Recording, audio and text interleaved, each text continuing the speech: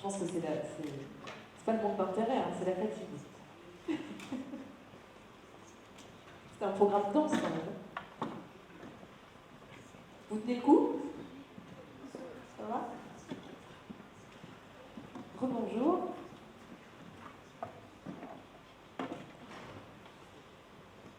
Bonjour. Par qui on commence? C'est pas le programme. On a un peu dévié du programme. Je vais laisser Dominique.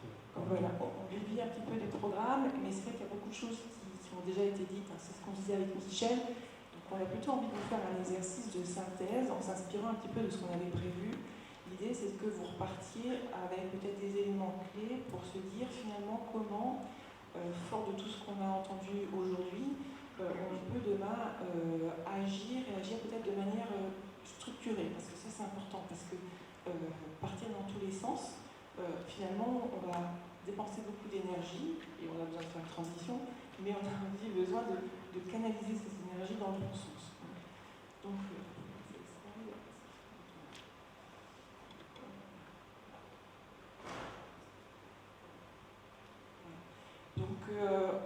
on s'est dit avec Michel qu'on allait vous présenter 3 éléments, et Michel interviendra sur la dernière partie, hein, maintenant comment avancer. On s'est dit effectivement, on a parlé beaucoup d'éléments clés pendant toute la journée, autour à la fois des actions d'entreprise qui ont déjà pris conscience de l'environnement de demain et qui l'ont déjà intégré. Et l'idée, c'est quand même de bien comprendre que la problématique, elle est très large et que donc elle est systémique, et il faut se poser la question comment on intègre cette notion de d'approche systémique lorsqu'on a un territoire pour devenir plus résilient. On va effectivement redéfinir aussi ce qu'on appelle la résilience, parce que c'est un mot qu'on a entendu plusieurs fois aujourd'hui. Je pense que ce serait bien qu'on sache de quoi on parle quand on parle réellement de résilience, pour justement se dire finalement comment on croise tous ces éléments pour agir de manière structurée et impactante. Alors, on a entendu effectivement parler d'un certain nombre de problèmes sur lesquels on va devoir agir demain, en tous les cas faire face.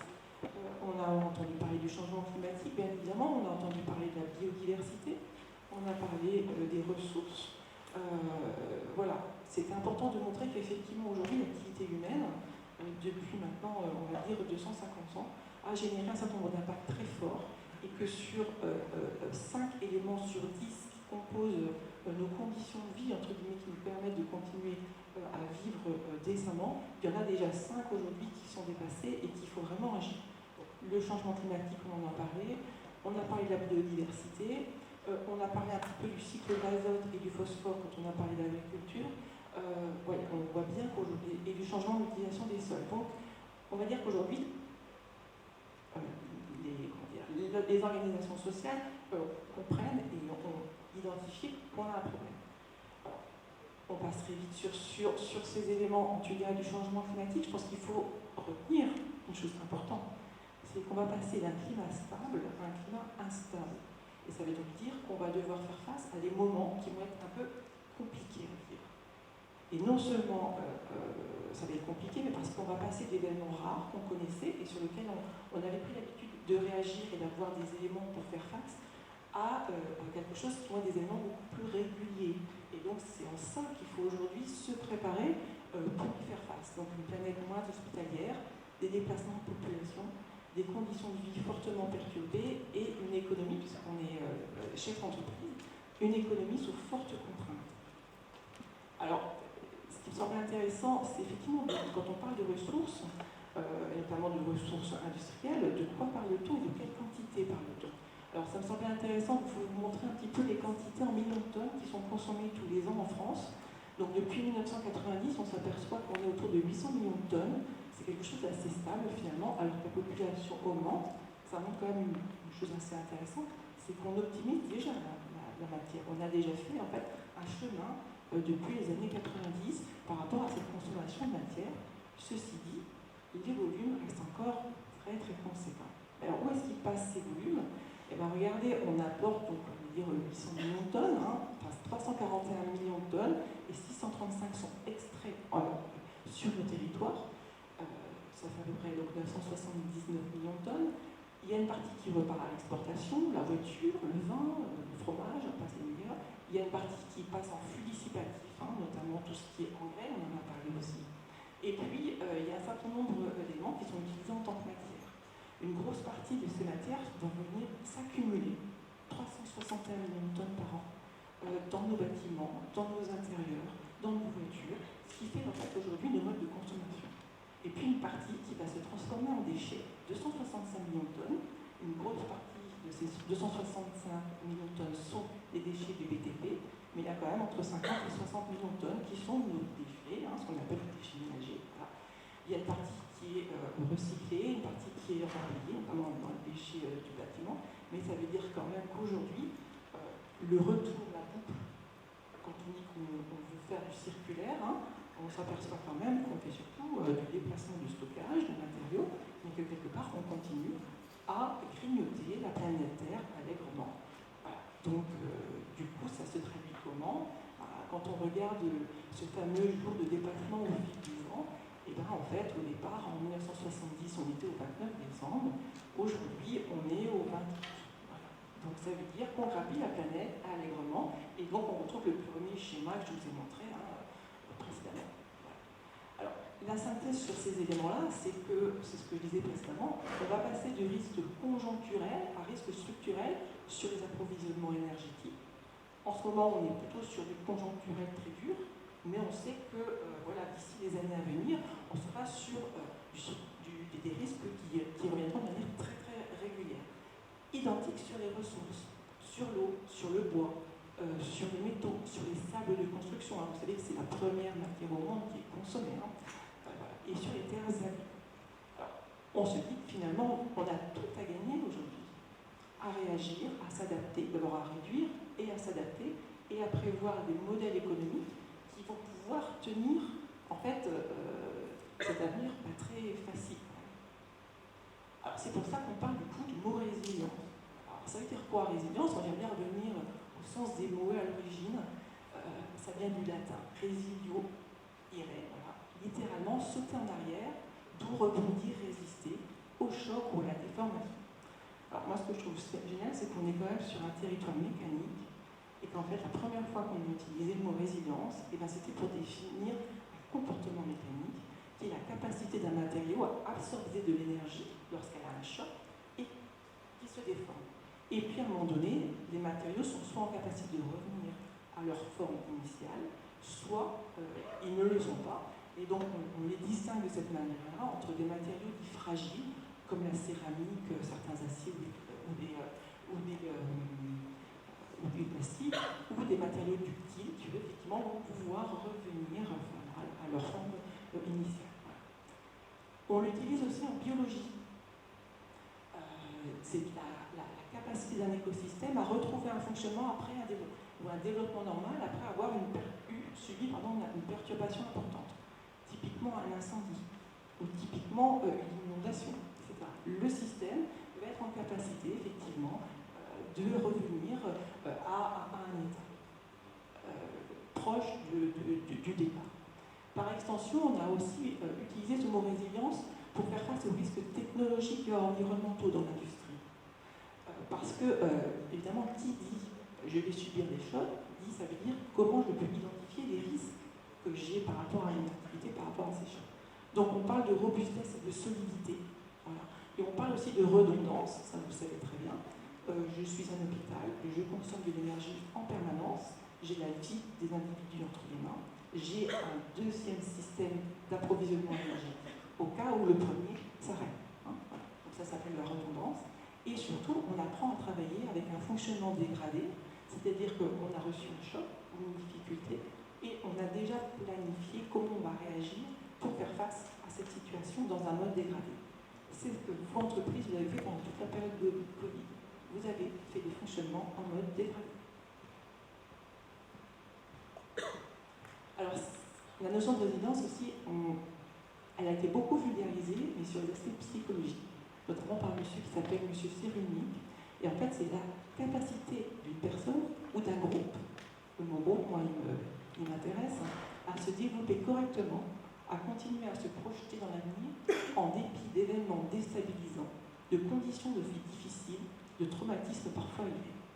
Ce sont des capacités qui peuvent être propres à l'individu, donc ça c'est intéressant, mais c'est aussi lié fortement à un système de relations.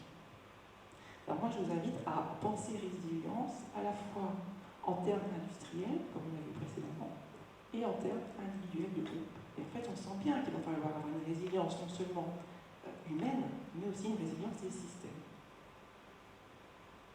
Donc si on devait se dire effectivement pour un territoire, c'est quoi demain de devenir résilient, mais c'est notre capacité de gérer un équilibre dynamique entre faire face à des chocs, rebondir, récupérer suite à ces chocs, s'adapter, se transformer, anticiper, mais surtout aussi, et on en a parlé plusieurs fois aujourd'hui, aussi en esprit de synthèse, c'est apprendre à avoir ce retour d'expérience, capitaliser sur ce qu'on a appris pour mieux faire la fois prochaine.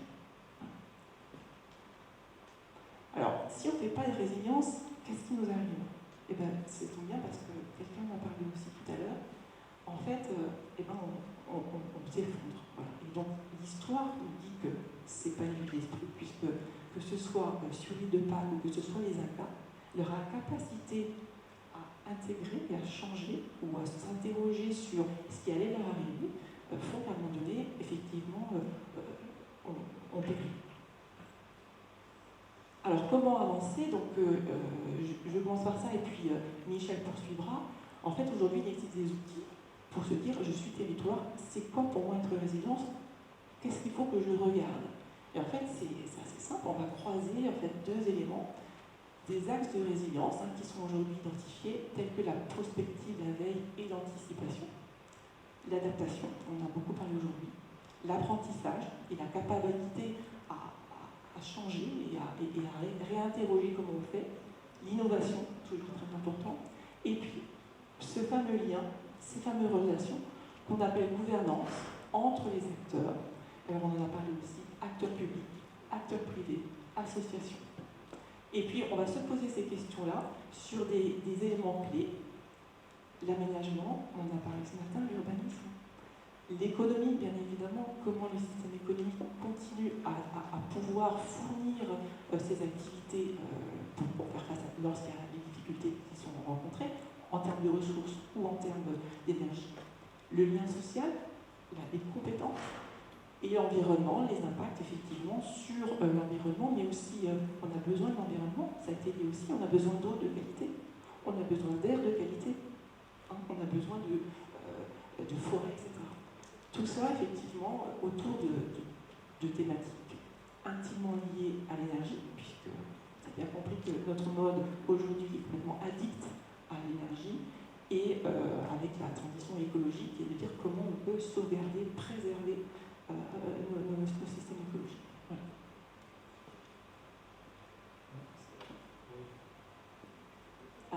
Merci Dominique pour la conclusion. Alors, moi je vais faire assez court. Tout d'abord, je tiens à remercier l'ensemble des participants et puis les organisateurs, parce que c'est une première au niveau de la collectivité, parce que je représente la mission économie et services aux entreprises de la communauté urbaine. L'objectif pour nous, donc tout a été dit aujourd'hui, c'est de présenter ce qui peut être fait sur le territoire, mais pas que. C'est se dire qu'on a une stratégie, mais qu'on ne voulait plus faire du descendant. C'était se dire, pour une fois, on est en concertation, et c'est, vous avez une idée, vous avez un projet, on est là. C'est la raison pour laquelle on a pris l'exemple ce matin avec Michelin. Il y a une problématique sur la mobilité, 1600 salariés, enfin 1200 salariés, 1500 sur la zone d'activité. C'est comment on trouve une notion des solutions d'autres alternatives au déplacement des salariés. Donc là, on était vraiment, j'allais dire, dans la concertation et se dire, en termes de développement durable, quelles sont les solutions possibles. Et je vais dire, la conclusion d'aujourd'hui, c'est de dire qu'il y a beaucoup d'initiatives sur le territoire et qu'au niveau de la collectivité, on souhaite impliquer. Parce qu'on sent que les injonctions, finalement, ce n'est pas forcément incitatif, c'est, j'allais dire, collaborer et collaborer dans la bonne humeur. Voilà. C'est ça, c'est ce qui marche avec les entreprises et ça permet surtout d'élargir le cercle et pas être dans l'entre-soi. Voilà. Donc aujourd'hui, c'est aussi se dire, c'est un événement grand public, c'est un événement pour les entreprises et ça nous donne des idées pour l'année prochaine sur d'autres actions. Donc, ce que vous présentez, j'allais dire ce qu'il existe, les thématiques et ce que souhaite le territoire, c'est la raison pour laquelle dans la vidéo j'ai parlé de rêver, parce qu'à un moment donné, il faut qu'on se donne des ambitions, en disant qu'est-ce qu'on veut pour le territoire en 10 ans. Dans 10 ans, qu'est-ce qu'on veut. Bon, c'est la raison pour laquelle on essaie d'anticiper et de se dire, c'est avec les partenaires, c'est pour ça que c'est plein dit qu'on parle de résilience, et c'est avec vous qu'on veut avancer. Voilà, et c'est comme ça que nous, j'allais dire qu'on va sortir des actions, et là on va vraiment être dans du concret. Et aujourd'hui, c'est de vous présenter toute la journée du concret, ce qui se passe sur le territoire. C'est la raison pour laquelle je voudrais vraiment remercier l'ensemble des participants, le public bien évidemment, pour cette belle journée. Voilà, ça donne pas mal d'idées quand même pour l'année prochaine. Je crois qu'on peut l'applaudir. Et bien, moi, je ne vais pas en rajouter, parce que je pense qu'on en a assez dit. Je crois qu'on a fait le tour de la question pour aujourd'hui. On attend la suite avec impatience et enthousiasme, comme on se le disait ce matin. Par contre, je voulais peut-être laisser la parole à Astrid. Non, pas du tout. Non, parce qu'en fait, je pensais qu'il fallait peut-être présenter la conférence inspirée et inspirante qui allait... Alors peut-être Nicolas. Non ? Je sais pas, moi en fait, ce qui m'embête, c'est que j'en ai entendu parler et vous en parlez tellement bien. Non ? C'est une surprise alors, je sais pas. Non, si, Nicolas quand même. Présenter ce à quoi on va avoir droit dans quelques minutes. On le laisse en parler tout de suite comme ça, sans filet. En tout cas, je vous remercie et puis bonne continuation.